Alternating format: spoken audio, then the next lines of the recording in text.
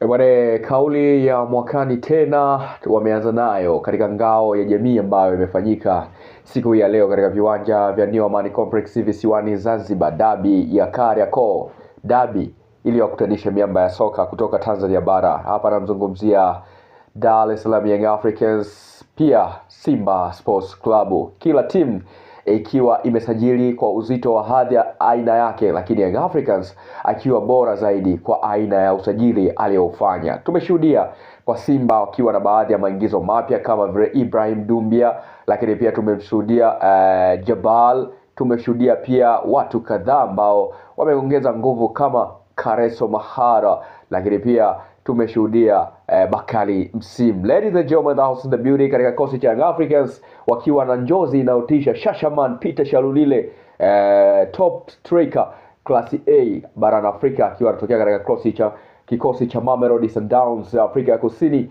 Lakini pia tumeshuhudia Albert Kangwanda, lakini tumeshuhudia Hussein Zakwani. Hapo chini alikuwepo mtu mzee wa kazi zake, kazi zilizokuwa ni chafu, Mudathiri Yahya Abbas, lakini Duke Ogabuya pamoja na Maxim pia Nzengeri. Tumeshuhudia balaa zito, mwisho Young Africans akishinda bao 1-0 likifungwa na Albert Kangwanda, MVP wa ligi ya Zambia. Je, wananchi mmelamba dume au ni nini? Bila shaka sajili mpya umekuja na jambo jipya, na usajili mpya ndio ambao umewapa goli wananchi, na mpaka hivi sasa kila mmoja amekiri na kusema Yanga ni bingwa kwa sauti ya GSM. Okay, basi katika mchezo ule, jambo ambalo limewashangaza watu wengi sana ni namna ambavyo Steve Barker ameanza na striker harisi ambaye ni Ibrahim Dumbia, ambaye kiukweli hakuwa na ule uwezo ambao ungeweza kuwabeba wao katika dabi ya Kariakoo, lakini amemwamini, jambo ambalo inawezekana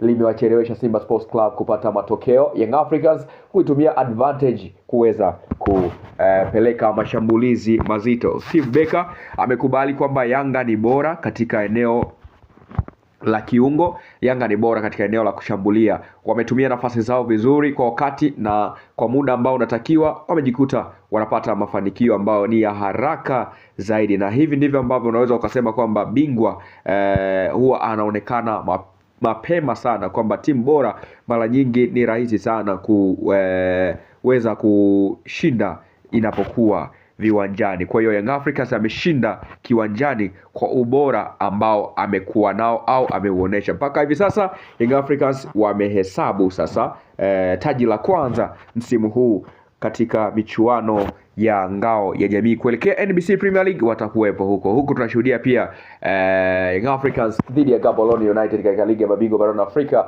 na Mangoba Ngiti ndio kocha ambaye anapaswa kuwavusha kutoka katika preliminary stage kwenda makundi mpaka robo finali, ukiwa umefanya usajili ghali zaidi, huku simulizi na story uchungu kwa wana Simba ni kuondoka kwa Selemani Mwalimu Gomez kambini, yani usiku kwa usiku. Hiyo ndio ubaya ubwela into the action. Huku taarifa za ndani zikiwa zinaeleza mwamba wa Gadugu Stefan Key Master Aziz naye akiwa ameshamwaga wino katika klabu ya soka ya wananchi. Kiufupi ni kwamba Young Africans wanaendelea kushinda zaidi na zaidi, na mpaka hivi sasa kila mmoja anaendelea kuvuna yale ambayo ameyapanda. Mimi nikwambie tu kwamba endelea kuwa nasi, usahau kushare, comment, kusubscribe pamoja na kulike ili wewe kwanza kupata burudani zetu na habari zetu za michezo na burudani. Endelea kuwa nasi, na sisi tupo kwa ajili ya kukuletea taarifa hizi. Frequency